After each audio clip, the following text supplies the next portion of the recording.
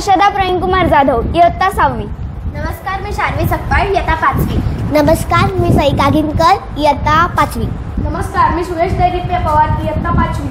सादर करीत आहोत एक हृदयस्पर्शी कथा. एका गावखेड्यात मधोमध बांधलेलं एक मोठं पण जुनं पडझड झालेलं घर. घराच्या भिंती आता त्यातील माणसासारख्याच कोणाची तरी वाट पाहून थकल्या आहे. परंतु आताही घरातून आशेचा सुगंध दरवळतोय.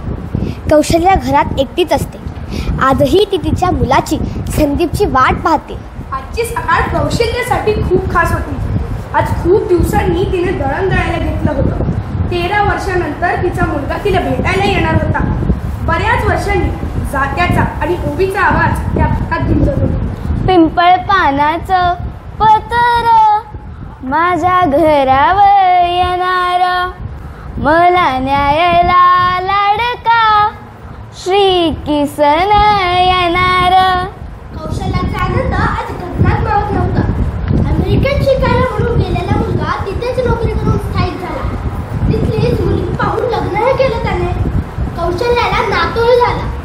कौशल्या नेहमी म्हणे, माझ्या लेकाच्या कंपनीचं मालक लई काढू. माझ्या लेकराला माझ्याकडे यायला सुट्टीच देत नाही. पण माझा लेक हायच लय हुशार, काढली एकदाची सुट्टी त्यानं. इतक्यात दारावर आवाज येतो. ती आवाजाच्या दिशेने धावत जाते. तिला मुलगा आला यावर विश्वासच बसत नाही. संदीप समोर उभा दिसतो.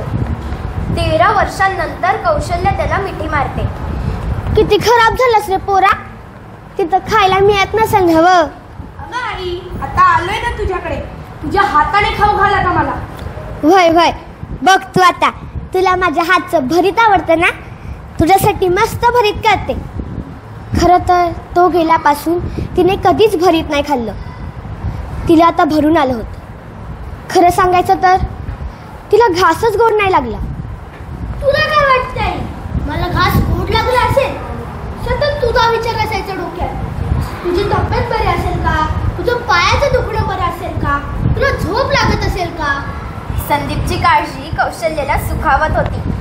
तो आल्यामुळे आता सगळं बरं होईल याचा विश्वास तिला होता. इतक्यात संदीप म्हणाला, आता आपण लांब नाही राहायचे, मी तुला कायम घेऊन द्यायला आलोय. कौशल्याला बसलेला सुखद धक्का होता हा. मी देशात तुझ्या संग? हा मग काय, अगं तुझा लाडका ना तू यायची म्हटल्यावर उड्या मारू लागला आहे. तुझी सून तर म्हणते आता आई आल्यावर तुमचं नावच सांगते आईला. हे ऐकताच कौशल्या रडत रडत हसत होती. तिच्या डोळ्यातून आनंदाचे अश्रू घळाघळा वाहत होते. 13 वर्षांनी का होईना सूनमुख दाखवण्यासाठी संदीपने बायकोला व्हिडिओ कॉल केला. कौशल्याची डोक्यावर पदर घेऊन आपल्या नातवाला पाहत होती. अमेरिकेला गेल्यावर आपल्या नातवाला छान छान लाडू करून घालायचा हा विचार करता करता तिचे लक्ष राहत्या घराकडे गेलं. पोरा, तू म्हणतोस तिकडे जायचं, पण आपलं राहतं घर, आपली शेती, आपली जनावरं, त्यांचं काय करायचं रे? अगं आई, त्याची सगळी सोय लावूनच आलोय बघ. आपण इथलं सगळं विकून टाकायचं आणि मस्त अमेरिकेत जायचं. तिथे तू फक्त आराम करायचा. नवी सुरुवात करण्यासाठी वेळ कशाला घालवायचा आहे?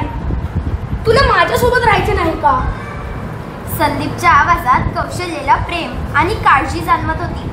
आणि तिलाही आई म्हणून आणखी काय हवं होतं? आपल्या मुलासोबत आयुष्य जगता येईल ह्याच आशेवर ती जिवंत होती. ती काही बोलणार इतक्यात दार वाजते. खरेदी विक्री करणारा व्यापारी चौधरी दारात आला होता. संदीपने त्याची ओळख करून दिली. आई, हे चौधरी साहेब. आजपासून आपल्या घरचा, शेताचा सगळा व्यवहार हेच बघणार. व्यापाराने कागदपत्राची फाईल काढली आणि म्हणाला, इथे अंगठा लावला की संपला विषय. मुलासोबत राहायच्या सुखामुळे तिला आता सारे काही नगण्य वाटत होतं. कागदपत्रावर प्रत्येक अंगठा लावता लावता ती आपल्या प्रवासाची तयारी करू लागली. ऐक ना संदीप, मी ना लोणचं करून ठेवलंय. तुझ्या इमारत येता येईल ना ते? आता या पानात इथे अंगठा लावा. तुझ्यासाठी जवसाची चटणी बी केली आहे आणि माझ्या नातवासाठी दुधीची पावडर बी केली आहे. मी आणखी एक इथे अंगठा लावा. तुम्ही नवरा बायको काय ते इंग्लिश जेवण देता त्याला? मी आले की तुमच्या तब्येती कशा ठणठणीत करते बघा. आता हा शेवटचा अंगठा इथे लावा, मग सगळ्यांची तब्येती ठणठणीत करा. हॅपी जर्नी साहेब. असं म्हणून व्यापाऱ्याने स्वतःच कौशल्याचा अंगठा कागदावर लावून घेतला. संदीप सोबत काहीतरी पुटपुटला आणि निघून गेला. व्यापारी जाताच संदीपने आईला सामान बांधायला सांगितले. आता लगेच? असं कौशल्याने विचारलं सुद्धा, पण सुट्टी नसल्यामुळे आता इथून स्टेशनवरून मुंबई आणि मग तिथून अमेरिका. कौशल्या ही आता सगळं घेऊन जायचं सामान गोळा करू लागते. अमेरिकेत काय असेल नसेल म्हणून तिचं सामान ती गाठोड्यात बांधून घेते. शेजाऱ्यांना घरावर लक्ष ठेवायला सांगायला जाते तेव्हा आपण घर विकलं हे तिच्या लक्षात येते. उदास चेहऱ्याने ती संदीपकडे पाहते. आई, काहीच नाही आपलं आता इथे. जे काही तुला बांधून ठेवायला सांगितलं होतं ते उचल आणि चल बरं पटकन. अगं आपली गाडी चुकायला नको.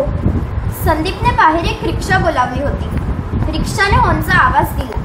आई आणि मुलगा गाठोडे उचलून रिक्षात बसतात. कौशल्या लग्न करून या घरात आलेली. तेव्हापासून हे घर तिच्या हक्काचं होतं. कधीच तिने या घराला स्वतःपासून दूर केलं नव्हतं. आयुष्य ज्या घरात काढलं ते घर रिक्षात बसून लांब जाताना पाहणं कौशल्याला जड जात होतं. बघता बघता स्टेशन आलं. दोघेही सामान घेऊन स्टेशनवर गाडीची वाट पाहत बसतात. आता ही कौशल्या अस्वस्थ दिसत होती.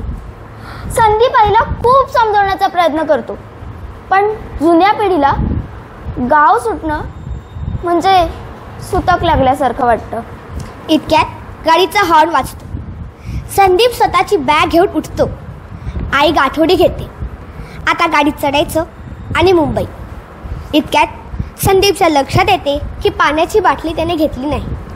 आई अगं विसरलो ना, थांब तू बेस, मी पाण्याची बाटली घेऊन आलो. कौशल्या वाट पाहत बसते. आजही स्टेशनवर गाड्यांची ये जा चालू होती. फेरीवाले वस्तू विकत होते. इतक्यात एक हमाल बाकावर येऊन बसतो. हातातला समोसा खाणार इतक्यात त्याचं लक्ष म्हातारीकडे जातं. एक 70ची थकलेली फाटक्या लुगड्यातली निराधार बाई त्याला बाजूला दिसते. हातातला समोसा तिला देत, म्हातारे, ए म्हातारे, हे समोसा खा. अगं भूक लागली की नाही अजून? माझं पोरग पाण्याची बाटली आणायला गेले. तो आला की आम्ही जाऊ मुंबईला. कौशल्या थरथरच्या आवाजात म्हणाले. बरं बरं, येईल हा येईल. 5च मिनिटात येईल. अगं तो हा समोसा खा. शेजारी उभा असलेल्या माणसाला काही कळेना. हमालाला थांबवून त्याने विचारले, ओ भाऊ, ज्या म्हातारीला तुम्ही समोसा दिला ती तुमची कोण? आणि तिचा पोरगा पाणी आणायला गेलाय का? 8 वर्ष झाली.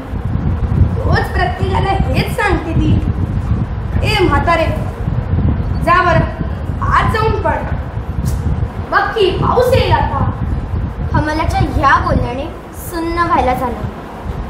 पिंपळ पानाचं पतर माया घरावर येणार. तुम्ही अनेक वेळा आईबाप बनू शकता, पण तुम्हाला जन्मदाते एकदाच मिळतात. मला न्यायला लाडका श्री किसन येणार. श्रावण बाळाच्या कथा सांगणाऱ्या भारतात आईची ही व्यथा हृदय पिवटून टाकते. त्याले सांगीन सांगीन माझ्या जीवाची कहाणी. या सत्यकथेचा बोध जर सांगावा लागला तर आपल्या प्रत्येकातून संदीप डोकावतोय असंच समजावं लागेल.